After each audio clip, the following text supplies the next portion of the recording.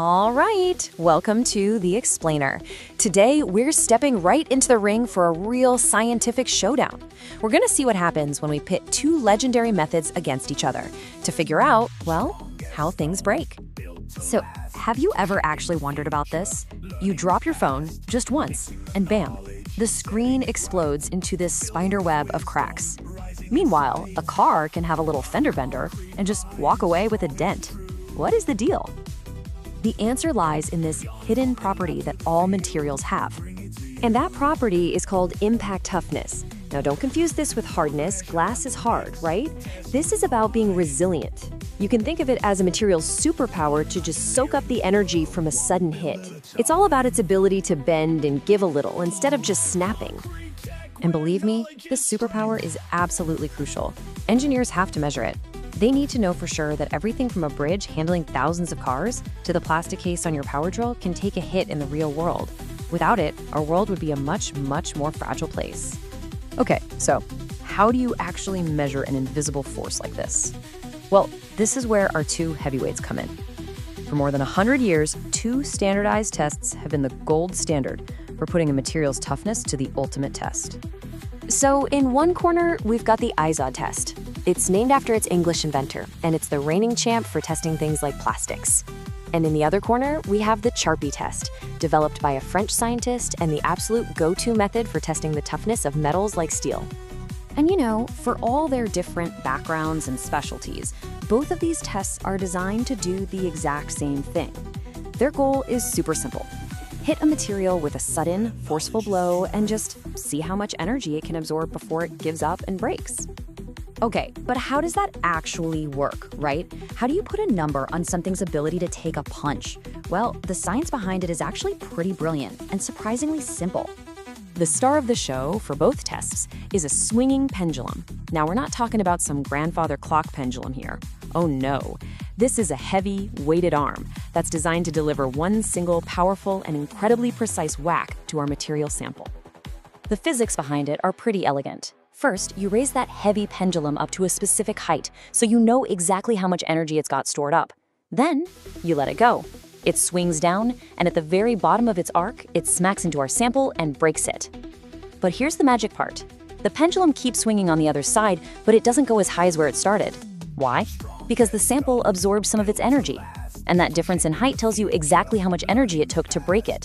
That's its impact toughness. Now, to make sure this whole thing is fair and repeatable every single time, the scientists use a standardized sample that has a little notch cut into it. This notch basically creates a controlled weak spot. It's a stand-in for all the tiny real-world flaws, like little scratches or sharp corners that materials have, which gives us a much more realistic idea of how they'll perform. All right, you got the rules? Good, because now it's time for the main event. Both tests use a pendulum, both use a notched sample, but the way they set up the fight, well, it's completely different. And this is where we really get to see their unique styles. Let's break down the core differences. In the Izod test, the sample stands up vertically, kind of like a flagpole, and it gets hit on the same side as that little notch. But in the Charpy test, the sample lies down flat, like a little bridge, and it gets whacked on the side opposite the notch. This fundamental difference in the setup is exactly why they're used for completely different materials. So I know this might all sound like pretty technical lab stuff, but the results of these tests have a huge impact on our safety and our convenience every single day. They are the essential bridge between a scientific theory and the world you and I live in.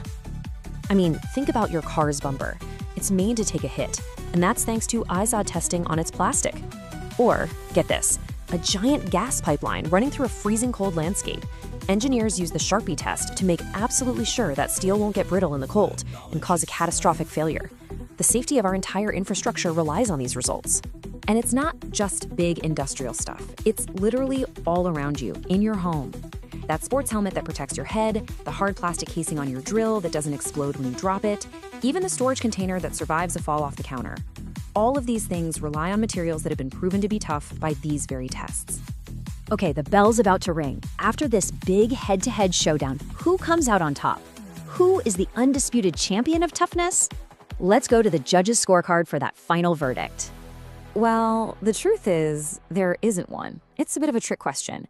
It's not about which test is better. It's about which one is the right tool for the job. It's just like choosing between a screwdriver and a wrench. Both are great, but you gotta pick the right one. So here's the super simple breakdown. The main thing you really need to remember. If you're working with metals, especially steel for huge projects like bridges or pipelines, Charpy is your go-to. It's the industry standard. But if you're in the world of plastics and polymers for things like car parts or consumer electronics, then the Izod test is almost always going to be your standard choice. And in the end, both the Izod and Charpy tests are completely indispensable. They're kind of the quiet, unsung heroes working behind the scenes, giving us the data we need to build a world that's safer, stronger, and just plain more reliable. So from now on, whenever you drop something and it doesn't break, you'll know why. And it kind of leaves us with a fun question. Now that you understand the science, what's one thing in your life that you really wish had a higher impact toughness? And that's a wrap for this explainer. I really hope you found this deep dive into the world of impact testing as interesting as I did. If you enjoyed it, definitely let us know. Hey, if you enjoyed nerding out with us on this stuff and you want to see more explainers like this one, please take a second to like and subscribe. And don't forget to hit that notification bell. And if you know someone else who's curious about how the world works, please share this with them. Thanks again for watching.